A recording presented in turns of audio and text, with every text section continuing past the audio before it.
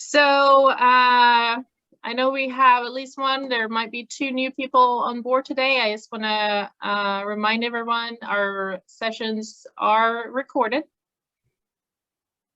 and they are available on our YouTube channel, which the link is already been sent out. So let's start with introductions. My name is Anna Richard, and I am the Director of Children's Services here with the Champion for Children Foundation. And today, a little bit of a trickier question because I've been so easy on you the last couple of times, but today I want you guys to answer, if you can and if you want, the question, how you perceive Hope for Highlands will create a positive change in our community in some way, shape, or form. So think about that just for a second. And who would like to go first? Let's do a volunteer to go first today. Social change. Positive social change for Hope for Highlands. Give your name, what you do, who you're with, and positive social change.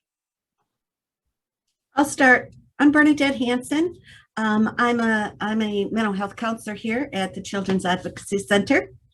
I am hopeful that the Hope for Highlands will create an atmosphere of acceptance for individuals who have experienced trauma in their lives, and also broaden the support system for our county members to be able to access services that they may need and benefit from. Wonderful. Thank you, Bernadette, for starting off. Cynthia, you mind going next? I don't mind at all. Bernadette took the words from me, so unfortunately, that's pretty much how I feel about that. But my name is Cynthia Acevedo. I am the program manager for the Healthy Families Highlands program here under the Highlands County Board of County Commissioners. And I would say, I want to echo what she said, because in working with families within our program, we are trained and have that awareness piece of that we are working often with families who have experienced a lot of trauma, whether in childhood experience or as an adult or even currently. And we're trained to work with them from a strength-based approach. And so it's nice to see that bringing awareness on trauma-informed and that support and that acceptance can be broadened throughout the different agencies, because a lot of times they're coming to us already with a wall up because they have been burned. They have been judged in other places, and they're thinking that we're coming in to do the same. And it takes, a little time to prove that that's not the case. Granted, we're mandated reporters, and of course we explain that we would have an obligation, but our purpose is totally the opposite: to equip them, to support them, and to help them before that ever even becomes an issue. So. Wonderful. Thank you, Cynthia. That was a great answer. Mercedes, you want to go next? Sure. I'm Mercedes McNeil. I'm the admin of the Children's Advocacy Center of Highlands County. And I would like this to bring forth to the public what trauma really is and the effects that it has on people in their day-to-day lives and the family members around the people who are dealing with trauma. That's really my hope. Thank you. Yes. Liz?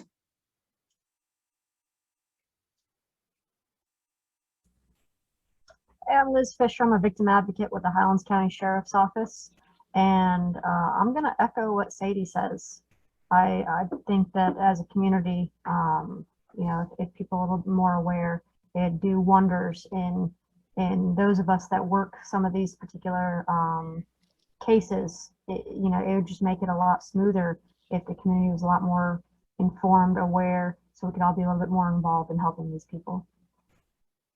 Absolutely. Thank you, Liz, for joining in.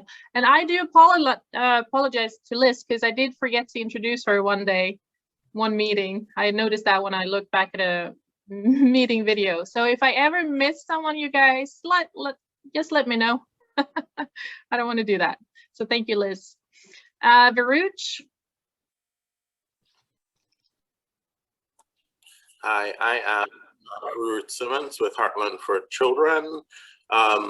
And I would really like to see, this group being sort of a binding agent for all of, the social partners, all of the helpers, really being a body that takes the need into consideration and really being that bridge. Perfect, yes. Yep. Sarah Beth? Hey, I'm Sarah Beth Rogers. I'm the manager of the Children's Advocacy Center, and I'm hoping that Hope for Highlands can help make trauma more easily identifiable for someone who's not involved in a profession or with family that's really heavily traumatized. And then that will kind of open the gate to identify the things that cause trauma, like abuse and neglect and whatnot. Absolutely. Yes. All right.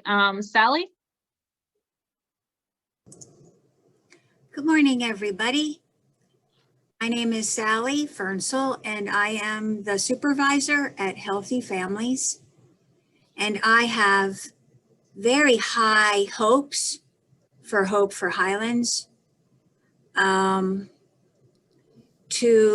build up individuals and families, to promote just more unity and community amongst everyone. Absolutely. Connection. Yeah. Great. Thank you. Carly, welcome back, Carly. Thank you so much. So I was on the first meeting and then I went on maternity leave. So this is only my second meeting, but I'm the marketing and business development manager with Peace River Center.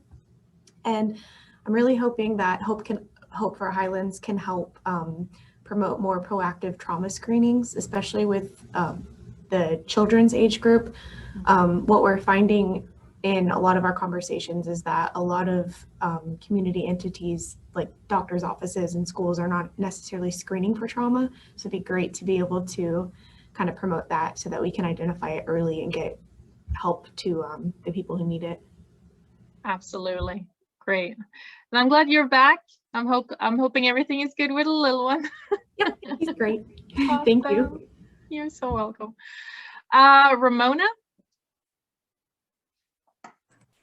Good morning, everybody. I am Ramona Washington with the Highlands New Sun. I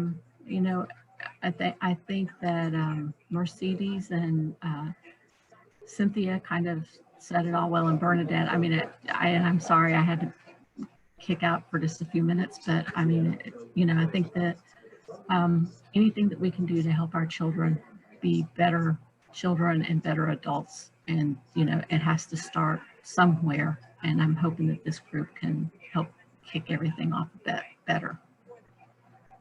Absolutely. Thank you, Ramona. Sheila. Good morning. I'm Sheila with the Florida Department of Health. My job is as school health coordinator. So I was excited to hear Nicole with homeschooling, because I always like to reach out to those alternate school situations and offer any help that I can there. And also excited to hear Carly talk about screening, because one of the biggest challenges for me in school is working with those kids that are traumatized and we have no idea. It comes out of the blue. So I'm looking forward to working that direction. Wonderful. Thank you. Nicole? Yes. Hi. My name is Nicole Clements. I'm the director of the Heartland Homeschool Learning Center. And our mission statement is to create a better world for our children by creating better children for our world.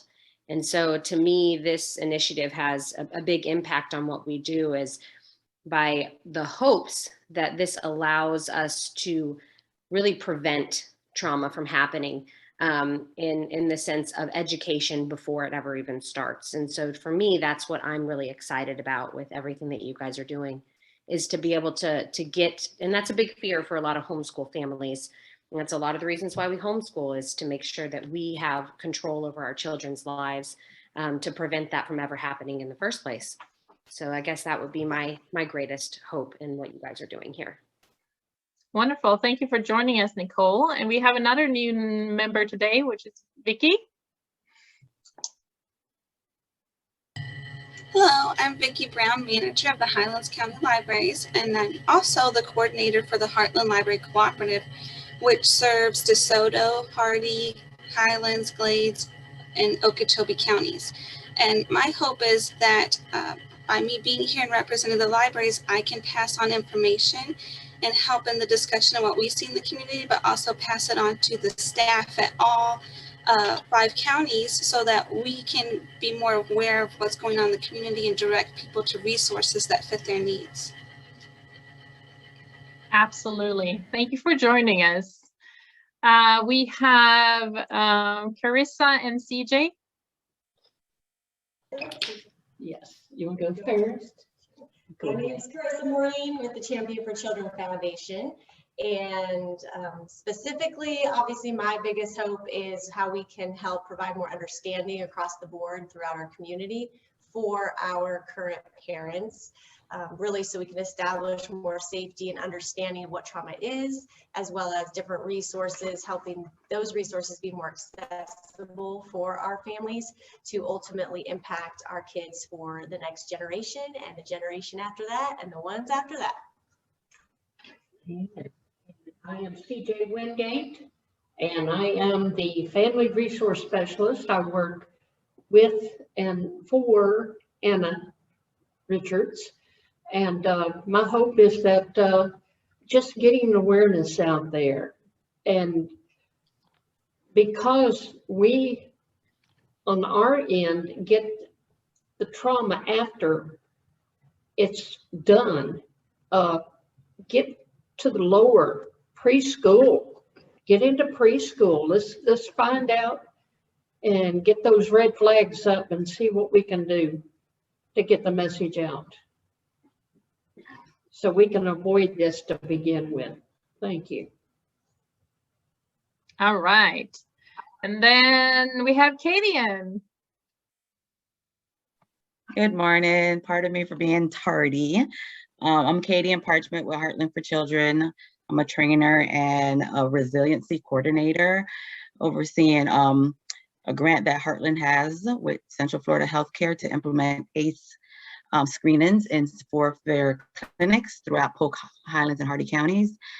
And I'm guessing the question is, what's your greatest hope? And so I'm hoping that with the awareness of trauma and that we just start to normalize it. Normalize the conversation of trauma and trauma resiliency, and that there is hope for healing and advancement, but we have to start having the conversations. And so that's why I'm super excited about this grant that we have, where we are doing these screenings in our clinics with children and adults, because hopefully with that and the resources that are available, we will help to break that generational curse that sometimes carries on in many generations after unresolved trauma. So that's me. Happy to be here. Awesome. Thank you, Kadian. And yes, I agree with all of you. I think turning Highlands County into a trauma-informed community is one step towards, like we said, awareness, understanding, and a lot of things are going to come from it. I see this as you know, the start of a great change for our community, a great positive change for our community for sure. So everything you all said, I absolutely agree with. So thank you all. We do have quite a busy agenda today, and I was hoping we would get through it. So I'm quickly just gonna say about the last meeting, we had 13 attendees. One from Georgia. Ingra called in all the way from Georgia on her vacation. I understand, you guys, summertime, there's going to be vacations. You do not have to call in on your vacation, but Ingrid got an extra gold star for doing that. And then, of course, we kept working on our strategic plan, and I'm actually hoping today's session will be our last work session on that part of everything. So kudos to all of you, because this is our 8th meeting today, and we have accomplished so much. Our strategic plan is actually 6.5 pages long with just ideas and good things right now. And what I'm going to be doing for the next few weeks, and we're going to talk more about that, is start organizing it and putting it together into more of a plan layout. So today, you guys, I know we had mentioned last time that Hope for Highlands will be presenting at the Highlands County Commissioners meeting. That meeting has been moved to August 17th. So if anyone is interested to attend that and just support Highlands or Hope for Highlands, please come to that meeting. So that is at August 17th. We have our big Hope for Highlands kickoff event on August 25th. I did not even realize I was sending out the wrong flyer, but you all have the right flyer this morning, and there's not a big difference. There's just a couple of design issues really with the difference between the two flyers, but use the one I just sent out. What I'm hoping to do the next 2 meetings with Hope for Highlands is actually plan and talk about that event and come together as a group to make that event a very successful event and have a lot of participants. So that is what we're going to focus the next 2 meetings on coming up. But with that said, I want you guys to share that flyer, share the word, include it in meetings, whatever you can do, put it up at your businesses, organizations, share it with clients, because the word gotta start getting out there. We also finalized the list of trainings that was attached with the handouts for this meeting. So I don't know how many trainings we ended up having on that list, but it looks amazing. And I think that is something we also can share. For example, if there's an organization that says, you know, what trainings should we be doing? We'll take a look at the list and see what's available. And then we'll go from there and add to it as there's more trainings coming up. So please utilize that, and the contact information for each training is, of course, underneath all of that. And then we have, and I want Varuch, if you can also help me speak up about this, we have a training coming up for training new facilitators for the resilience documentary on August 10th. So, oh no, I just got a text from my son. Varuch, will you please speak up on that training real quick? Yeah, sure. So we are having a training led by Chris Lally, who's the executive director of Prevent Child Abuse Florida. And it's more of a train the trainer session where anyone who may be interested in facilitating those resilience screenings and the discussions that follow, they're encouraged to reach out to either Anna, Sarah, or myself, and just let us know that you're interested. We're trying to put together a group, and I know on the last call there was interest in having ongoing screenings of resilience at the Circle Theater. So really building a pool of trainers will really help us continue to spread the work of not only the showing of the resilience film, but further those conversations of understanding what trauma is and the implications it has on health and life outcomes. So we definitely encourage you, if you are available on August the 10th, I believe it's in the morning period, or if you know anyone who is interested in learning more and becoming a trainer in that space, please reach out to us, and we'll be more than happy to add you to that training. Yes, thank you. And I'm really hoping you guys, as part of this, that at least, I would love for us, let's say, Healthy Families to send a representative to get this training done, or Peace River, or Tri-County. You know, if we can all combine our efforts and get more trainers, and I'm not per se asking everyone to sign up to do trainings afterwards at this stage, but just having more trainers in our community and even within our different workplaces would be amazing.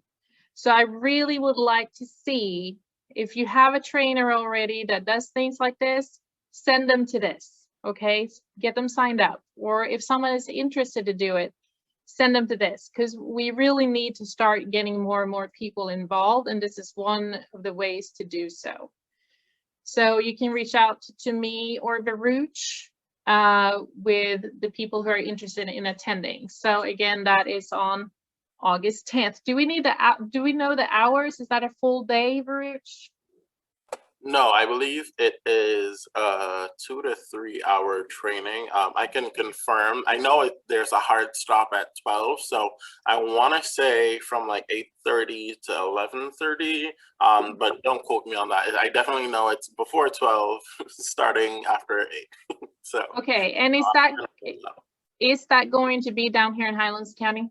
I believe that was one of the things that we wanted to discuss. Yes. I think that would make sense. Early discussions, it would be at the Circle Theater. I don't know if that has been confirmed. I know the last one we did was at the Healthy Families office. So I know you guys have space. So just let us know wherever. Okay. So yes, we will make sure this will be happening in Highlands County, since that's kind of what we're doing. And we can talk about space as we move forward, but yes, we'll make sure there's space. So please sign up, someone from, or you can do it. you and you. Okay. Thank you. I missed this, but what is the cost associated with that? There is no cost associated. Okay, good. Thank you. Free training. All right.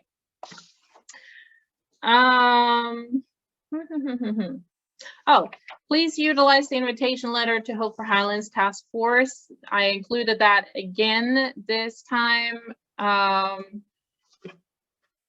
Anyone, honestly, I just had a meeting with Nicole, I believe, was it yesterday? And I said, hey, yesterday, this might be something that you want to get involved in, and then here she is. So I want you guys to be able to utilize that invitation letter when you speak with someone that you think, you know what, Hope for Highlands is going to be beneficial for you and for us if you were to attend. So please keep doing that. I thought I saw Marissa join us. Did she not? Yes, Marissa. Hi, you want to introduce yourselves, because we have a couple of new members in the group today. And the question today was actually, what's your hope for social change with Hope for Highlands? Like, what will come with it? Awesome question. Hi guys, my name is Marissa Stam. I'm the executive director of Salanta Family Project, as well as the chair currently for the Children's Services Council.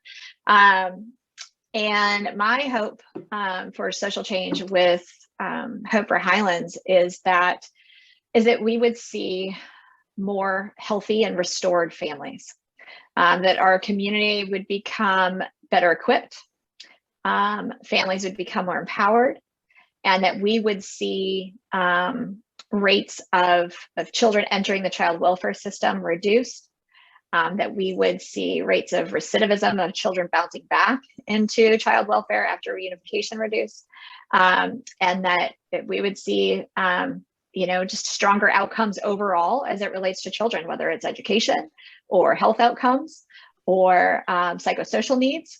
Those are the hopes that I have for Hope for Highlands. Awesome.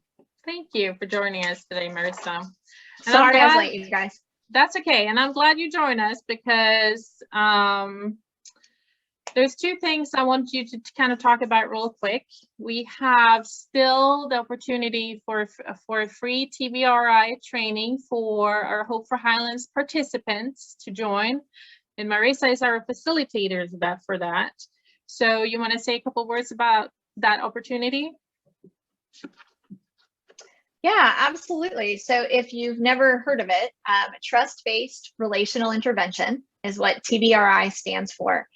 And it is an evidence-based model of basically being in relationship with others. It was originally created for foster and adoptive parents working with kids from hard places.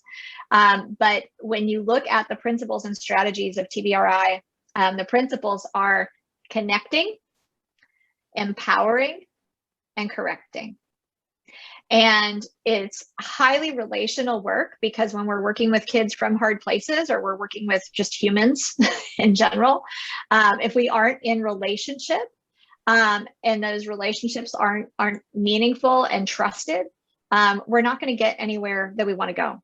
And many of the kids that we work with, don't have the tools, haven't been equipped and empowered along the way to be able to navigate their social experiences in a healthy way.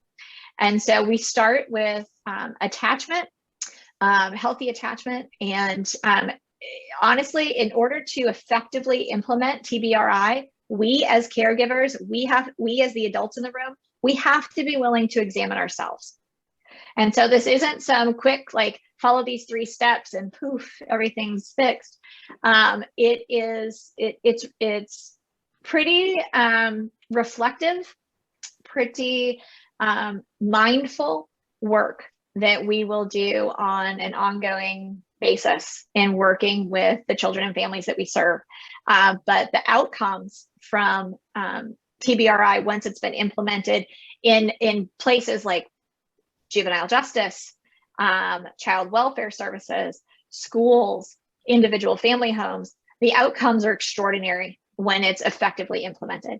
And so I'm a TBRI practitioner. We leverage TBRI in Salamta Family Project, which currently operates in Ethiopia. We're actually exploring the opportunities to begin operations in the US. So that's a bigger conversation we can have another time. But it's fully TBRI integrated, all of the work that we do, and the outcomes we've seen from that in the last 3 years have been remarkable. So if you have an opportunity to participate in any TBRI trainings, I just want to encourage you guys in it. And I'd love to help you get started on that. Thank you so much. Yes, so if anyone is interested in that training, I know there's several of us that already gone through it, and I can highly recommend it. The Champion for Children has actually paid for these sessions. So when I say free, we did pay for them. So this is a great opportunity if you have yet to go through this training to do so. Also, Marissa, if you don't mind, Marissa and myself, and I believe Cynthia and Sally also watched the Wisdom of Trauma movie, I guess video, I don't know what that's called.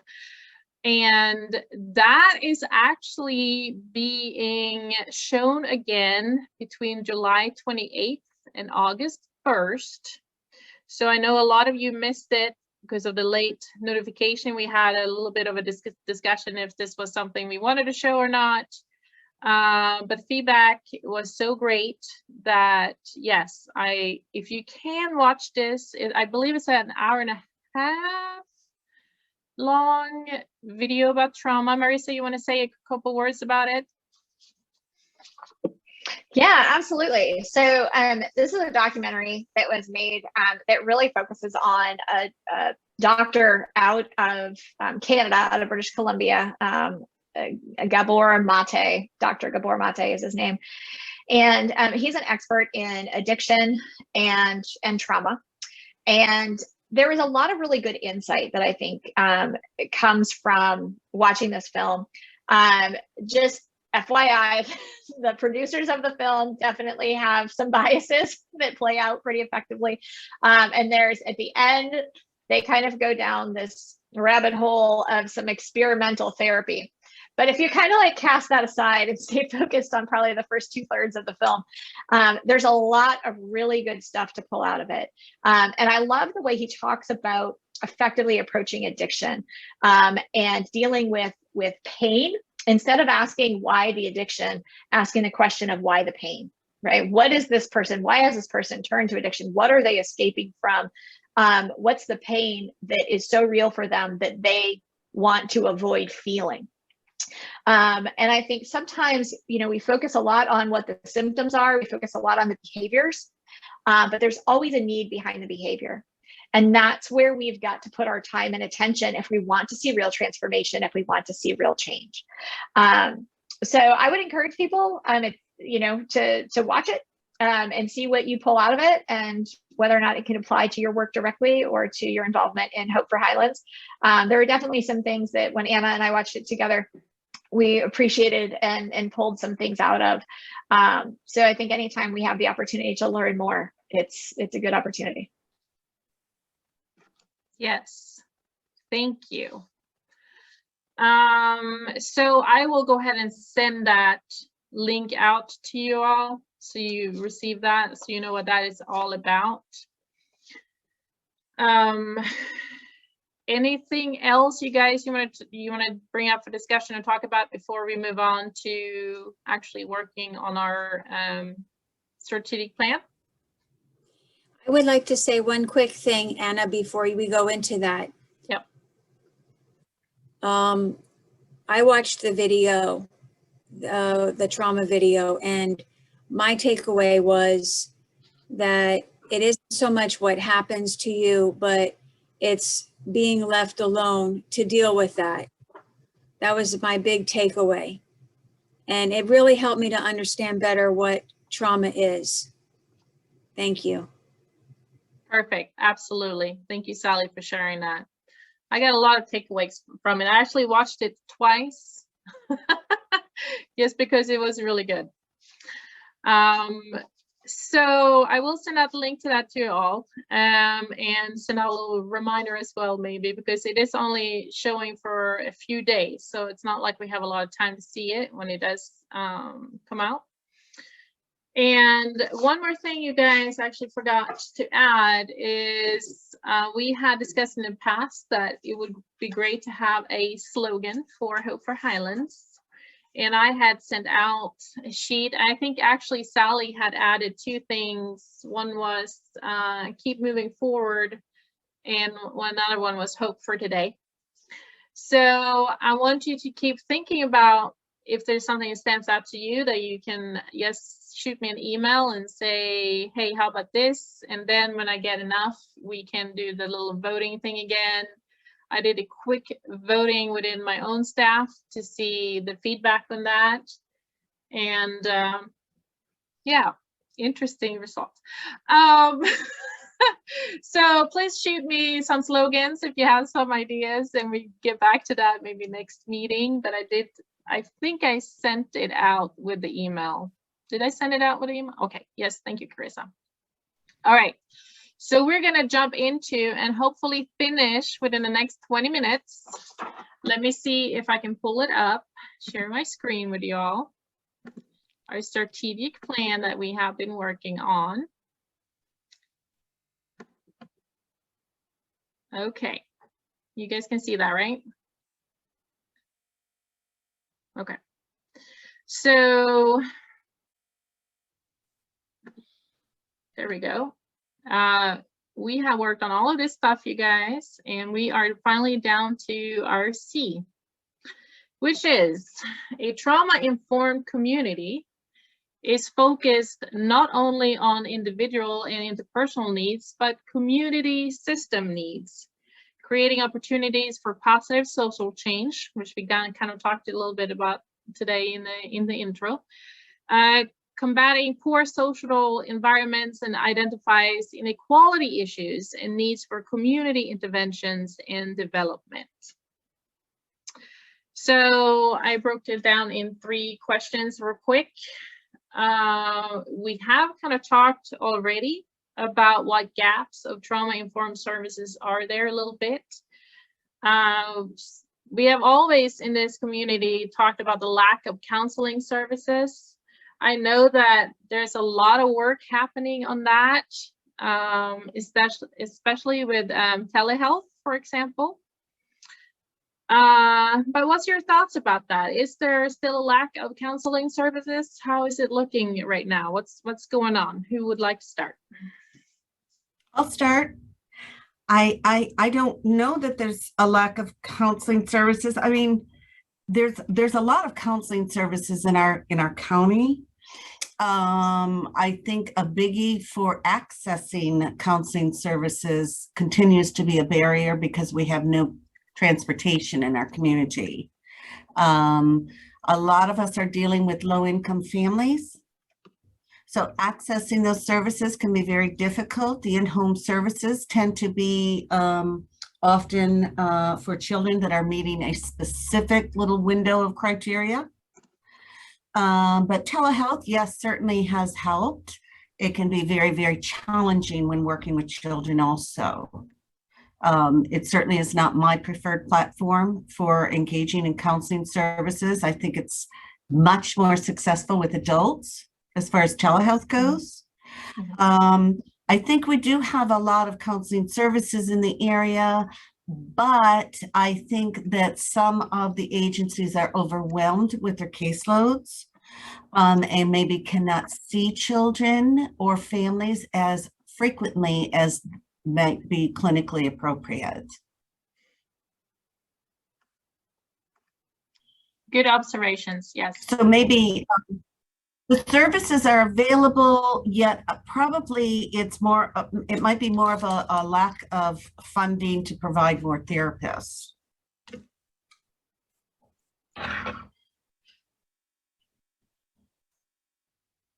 Okay, any other thoughts? It would be interesting to really be able to quantify the need more specifically. So understanding, you know, our agencies having to turn people away who are seeking services, are those who are receiving services, or, you know, is the healing or transformation happening? Is the counseling truly trauma informed?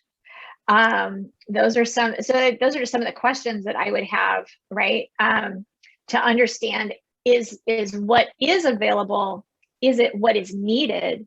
And to Bernadette's point, are people able to access it? Are people able to get to it? Do they even know that it exists? Do they know who and how to access it? And then do they have the ability to actually get there? Yes. Okay.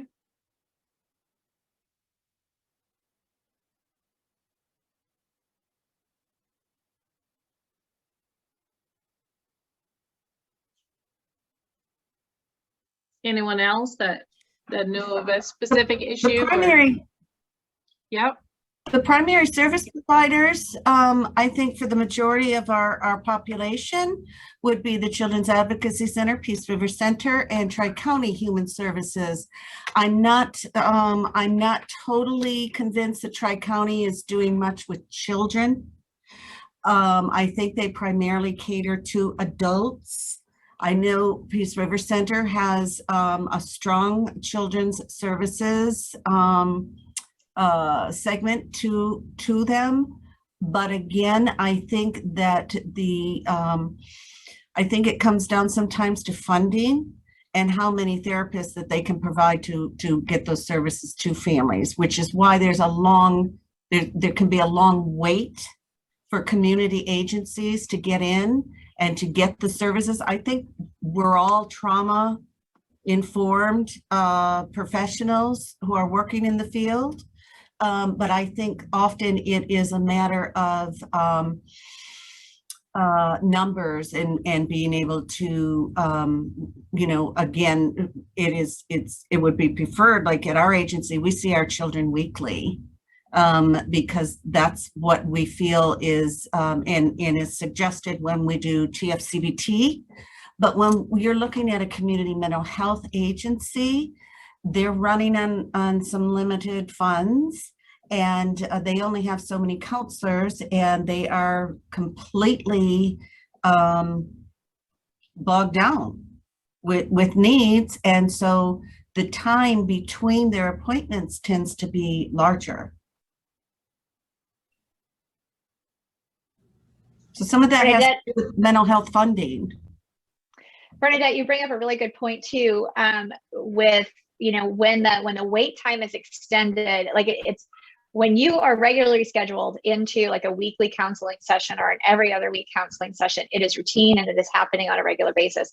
When the sessions get stretched out and the wait time gets longer, it's very easy for what could have been regular and routine and what was needed to be regular and routine completely fall off, right? Because of the long wait time, people give up. And we're talking about situations where hope is low to begin with, when they're first coming into care. And so, when you couple that with extended wait times or difficulty in access, we end up having people who really need the services not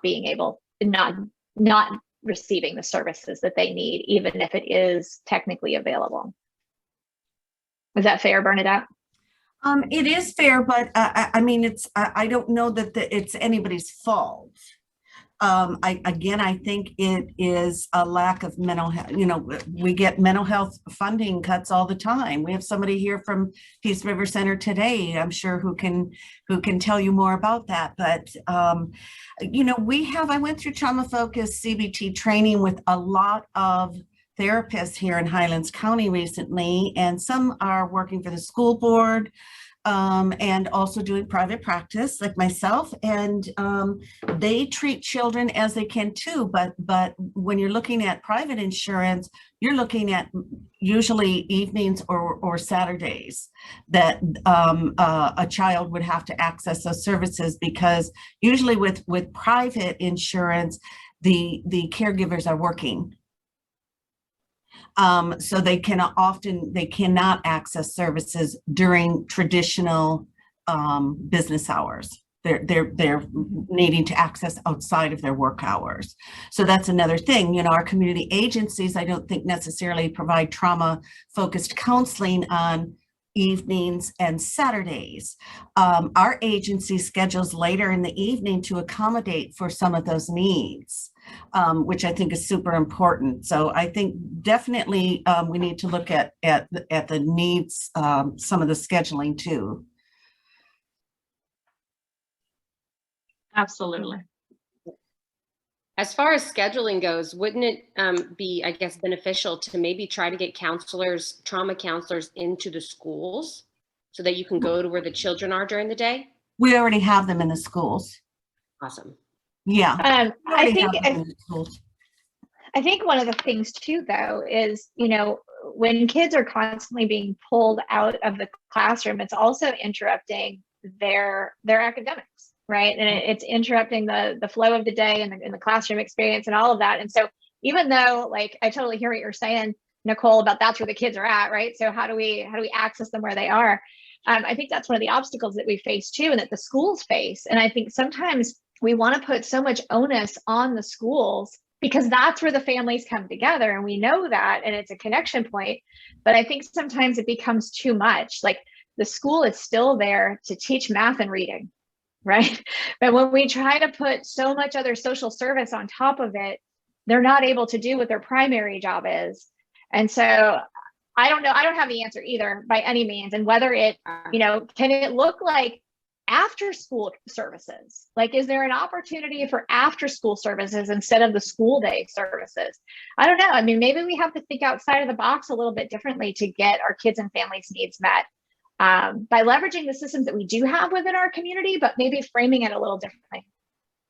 Yes. I know it really is go ahead, Bernadette. One of the things that the school-based counselors deal with, and I dealt with when I was doing TBOS therapy, is, it's pretty difficult. You take a 13-year-old girl who's maybe been sexually abused, and you're pulling her out of class and talking to her in the middle of a community office, and you're trying to talk to her off to the side because, they give you whatever they have available at school.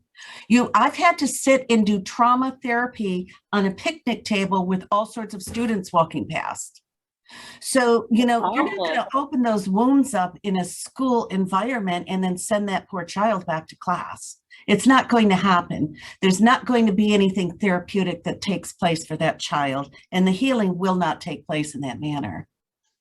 That makes complete sense. And I think I agree. I think the after school program might be a really, really good solution to that issue, especially if you can find locations that are, using classrooms when there's not anybody there using them or utilizing those spaces anymore because class isn't in session.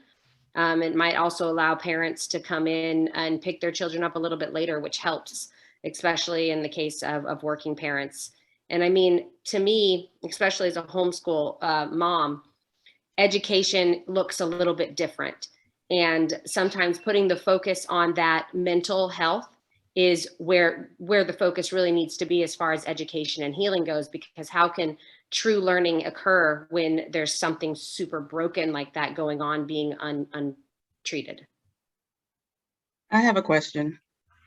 So if we're moving towards kind of making Highlands County trauma-informed environment and making sure that there's a buy-in from all aspects of the community, is it reasonable to maybe ask the schools and the school boards to develop a common room or a distinct place within the schools where they can have those conversations, where that kid could go and de-escalate, where the therapist, if they have no choice, or whoever has to see that child during school hours, because unfortunately that's a reality sometimes, but it's not on a picnic bench, it's in the actual room where they could have privacy, where it's a designated space with the little starfish icon as a safe space for the children to go. I don't know if it's too much to ask of each school, but maybe there is a small classroom or a small office that's not being utilized where it could be decorated and have the colors and the environment of calmness for therapy and for de-escalation. Katie, and I think the concept is a great one. I think the reality that many of our schools face is that space is a premium. Yeah. That's why you see so many of our schools with, old portables. And so, I think it's a struggle. I think the struggle is real. But it doesn't mean it can't be a conversation, right? It doesn't mean that it's not something that we can work towards and try to find common solutions for. And again, I hate putting the burden back onto the schools. I think I love the idea of, can we leverage the school facilities in a different way outside of academic hours to be able to meet the needs? And Nicole, I think you're right. When we're trying to force something and the healing, hasn't happened, and, we expect kids who have gone through extraordinary trauma, who have not had counseling and healing take place, we expect them to function the same as a typically developing child in the classroom. It's just not fair. It's not fair. You're setting everybody up to fail, right? Like the child's set up to fail. The teacher is going to deal with stuff that he or she may not be equipped to deal with. And then the students around them are going to suffer as well. And so we definitely have to, think outside the box and come up with good community solutions that are supporting one another. And to your point, Bernadette, it's not about blame, right? It's not about placing blame. It's about figuring out how do we collaboratively come up with potentially effective solutions and keep trying until we get it right. Yep. Well said. Thank you. I know we have discussed the medical services, and that's kind of in development a little bit with using ACEs and such. So I'm actually going to move on to the next one. What is our trauma-informed community system needs when it comes to such things as foster care homes and wraparound services? Something that I know Marissa is eager to talk about probably a little bit. So Salamta Family Project operates in Ethiopia. Currently, we've been operating for 15 years, and we have 3 core competencies that we really focus on, wraparound care being one of them, community integration being the second, and permanency being the third. Our wraparound care focuses very intentionally in 4 cornerstone areas: education, and it really revolves around advocacy and filling gaps for our students where the community integration isn't enough. Health and wellness, again, same thing, but also really incorporates training for parents. Psychosocial support, so it includes direct service, training, counseling. It runs the gamut because of the services are very different in Ethiopia. And then we're a ministry, so we also focus on spiritual development. So we are looking at a very holistic approach to the people they serve, mind, body, spirit, and our team around those 4 cornerstones works collaboratively. So it's not just a case manager assigned to a family or a child. We're working collaboratively to really look at the situation as a whole and be able to develop effective case plans with the families and children that we serve. And we are currently exploring the opportunity to potentially serve families domestically here in the US, and possibly even here in Highlands County. And so if we were to move in that direction, we would be looking at working with biological families who find themselves in separation and child welfare. We'd be looking at relative and non-relative placement families, and then supporting foster and adoptive families. So I guess that's all I have to say. Yeah. We don't have any concrete plans, but we are exploring the opportunities because we recognize the need here locally. And our reality being in Highlands County, we're part of a circuit, and Heartland for Children, I think, is phenomenal. They are, I think, knocking it out of the park as a CBC. But the reality is our circuit's very widespread, right? And a lot of the resources tend to be more in Lakeland or Bartow and that sort of thing. And so I think we have an opportunity right here in Highlands County to figure out how we get the needs of our children and family met here, and really work in that direction. Absolutely. And with that said, you guys, what is some of the needs that you're seeing for our families and children that maybe not only need, but for a trauma-informed need?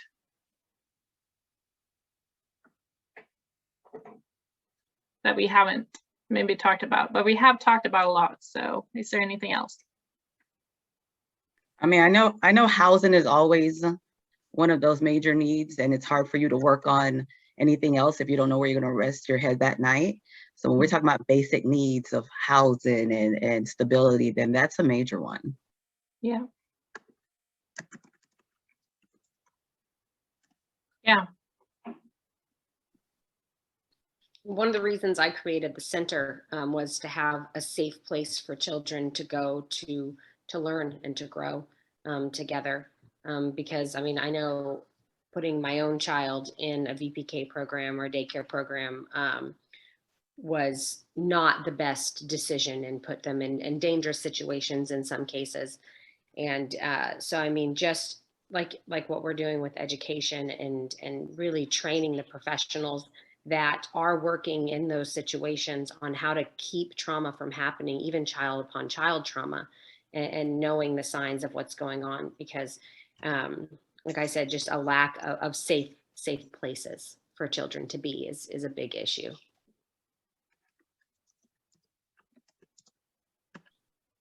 Okay.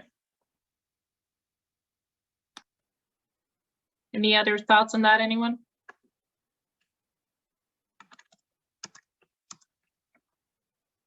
Okay.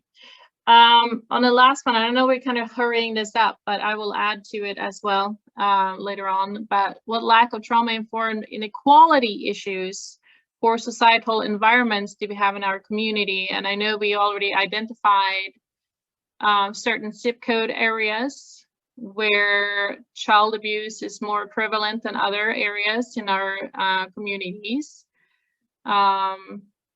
And that is, of course, 338-25, 338-52, and 338-70. I hope I was correct with that, Varuch, if you know the codes in your head.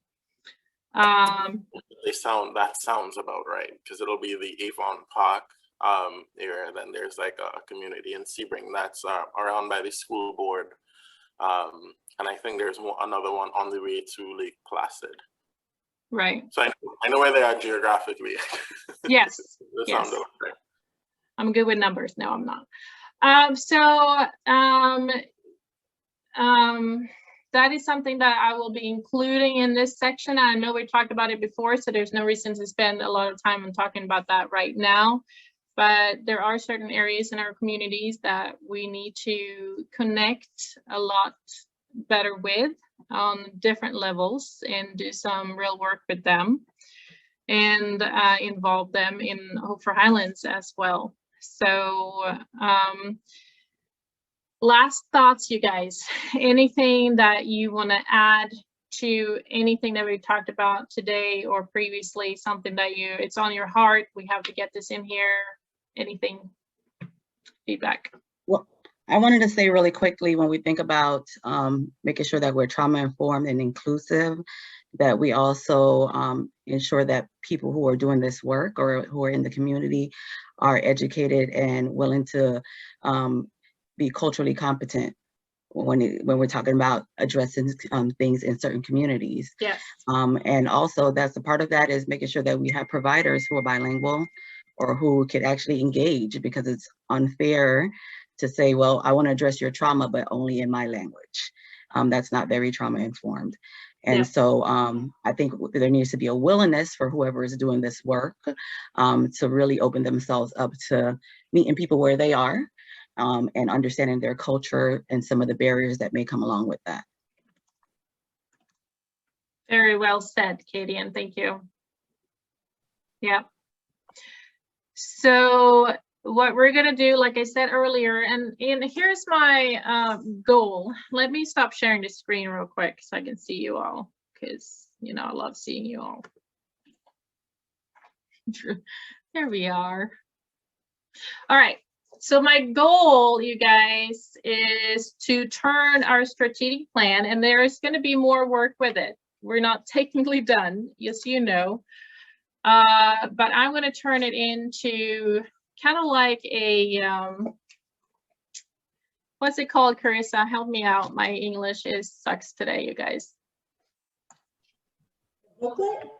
Brochure. What did you say?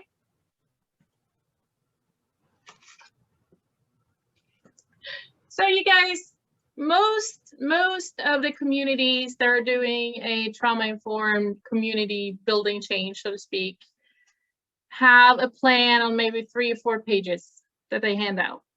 I want to make this into a real awesome thing. So I want to use something in this capacity where we have pictures, interviews. Our strategic plan will be in there. Quotes from you guys, definitions, the trainings. I want to have an all-in-all packet to provide and give out. So that is going to be a tool for information sharing for Hope for Highlands. And I already got the thumbs up to do this. Thank you, Carissa. And make this happen. So I'm going to be starting the work on that, and I'm going to include you guys in the process wherever I need help and such as we move forward. But I want you guys to know where we're going next. And the next 2 meetings, as I said again, we're going to focus on our August 25th event. So please join us for the next 2 meetings. And the event itself on August 25th is on a meeting date. So we won't have a meeting that day, but I hope to see most of you, if not all of you, at that event. Don't know if I made myself clear, but any questions from any one of you before we end today? I believe our next meeting will be the 28th on the agenda, it says the 21st. So in 2 weeks will be July 28th for our next meeting. I have the wrong date. I apologize. It's in 2 weeks. Thank you, Carissa, for seeing that. Anything else, you guys? Thank you all. I appreciate every one of you, and have a continuous beautiful summer, and I'll see you guys in 2 weeks. Thank you. Bye. Bye.